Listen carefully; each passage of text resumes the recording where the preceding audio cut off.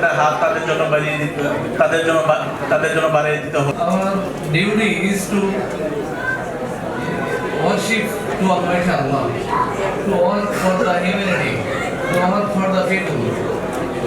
So I congratulate Bangladesh. Malaysia কুয়ালালামপুরে অনুষ্ঠিত হিফজুল কোরআন কম্পিটিশনে আলহামদুলিল্লাহ অংশগ্রহণ করতে পেরেছি এবং এই কোরআন কম্পিটিশনে প্রায় মালয়েশিয়া সহ বিভিন্ন দেশের প্রতিযোগীরা ছিল।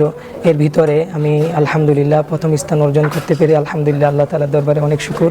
সবচেয়ে ভালো লাগা এখানে আমার বাংলাদেশি প্রবাসী ভাইরা ছিল, তারা দেখেছে বাংলাদেশ 1 নম্বর হয়েছে, তো এই জন্য তারাও অনেক খুশি।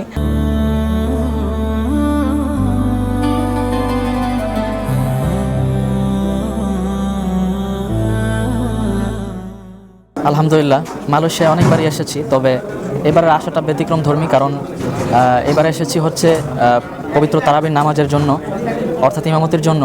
আমাদের বাংলাদেশি ভাইয়েরা অনেকেই আসছেন, নামাজ পড়ছেন, একসাথে আমরা নামাজ আদায় করতে পারছি, এটাই হচ্ছে আনন্দের ব্যাপার। আর আলহামদুলিল্লাহ এটাও আনন্দের ব্যাপার যে মালয়েশিয়ার মধ্যে আমাদের প্রবাসী ভাইরা কিন্তু অনেক, প্রায় 1.5 মিলিয়ন প্রবাসী ভাইরা আছেন, তো অনেক দূর দূরান্ত থেকে ওনারা আসছেন নামাজের জন্য, এটা আমাকে অনেক বিমোহিত করেছে। কোরআন কম্পিটিশন ছিল, এখানে বিচারক হিসেবে ছিলাম আমি, রায়হান এবং তাশরিফ, আমরা ছিলাম।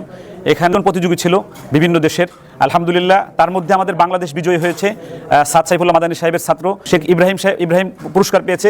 আমরা প্রাউড করে বলতে পারি যে বাংলাদেশ যেখানে যায় সেখানে আলহামদুলিল্লাহ কোরআন নিয়ে বিশ্ব জয় করে আসে আলহামদুলিল্লাহ। এবং আজকের আয়োজন ছিল অসাধারণ ছিল, এত সুন্দর আয়োজন বাঙালি ভাইয়েরা করেছেন। এখানে এই KL এর যে রাজা, ওনার ভাইও এখানে উপস্থিত ছিলেন।